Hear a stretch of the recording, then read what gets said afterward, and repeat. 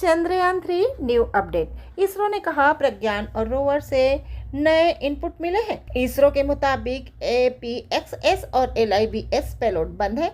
इन payload से data lander के माध्यम से पृथ्वी पर प्रेषित किया जाता है। फिलहाल बैटरी पूरी तरह चार्ज है। इसरो की टीम 6 अक्टूबर तक विक्रम और प्रज्ञान दोनों को जगाने की कोशिश करेगी। इसरो चीफ सोमनाथ के मुताबिक यह कोशिश पूरे 14 दिन तक ही रहेगी, लेकिन अगर ऐसा नहीं हो पाता है तो। नमस्कार, मैं हूं डॉक्टर निर्मला शर्मा और आप देख रहे हैं सजग निगाहें चैनल। प्रज्ञान रोवर चांद की सतह पर अपने पिछले पहियों पर बने राष्ट्रीय प्रतीक चिन्ह और इसरो के लोगों का निशान छोड़ने वाला था, लेकिन ये निशान उतने स्पष्ट नहीं बने जितनी की उम्मीद थी। यानी शिव शक्ति पॉइंट के आसपास की सतह पथरीली है, वहां पर चांद की सतह यानी रिगोलिथ सॉलिड है। दक्षिणी ध्रुव के आसपास का इलाका और खास तौर से शिव शक्ति पॉइंट का इलाका भविष्य में इंसानी बस्ती के लिए चुना जा सकता है।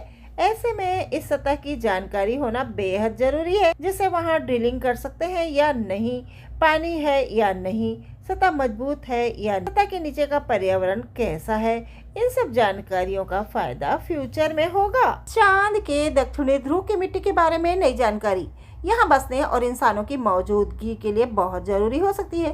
चंद्रमा के इस हिस्से पर पहुंचने के लिए कई सारे मिशन किए जाने हैं, क्योंकि वैज्ञानिकों का मानना है कि यहाँ पर पानी मौजूद हो सकता है।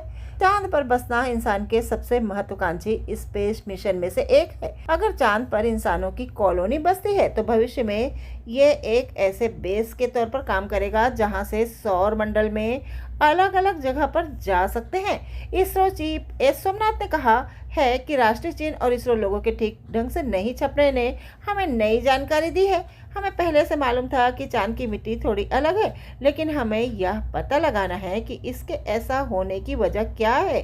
चांद की मिट्टी धूल भरी नहीं है, बल्कि यह थुलथुली है।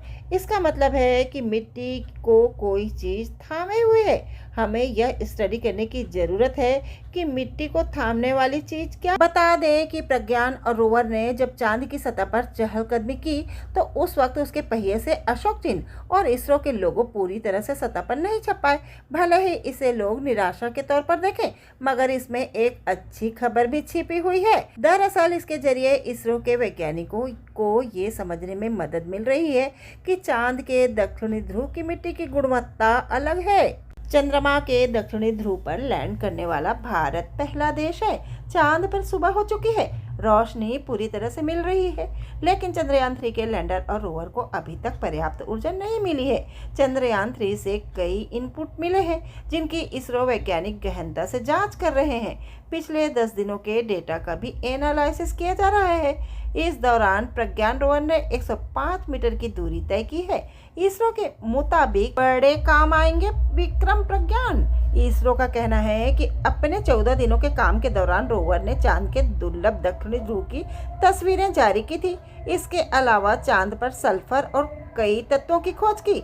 इसरो का कहना है कि विक्रम और प्रज्ञान ने पहले 14 दिन जो काम किए वो ऐतिहासिक हैं और बहुत बड़ी उपलब्धि है। अगर ये दोनों नहीं जागे तो ये भारत के चंद्र राजदूत के रूप में हमेशा के लिए चंद्रमा पर रहेंगे।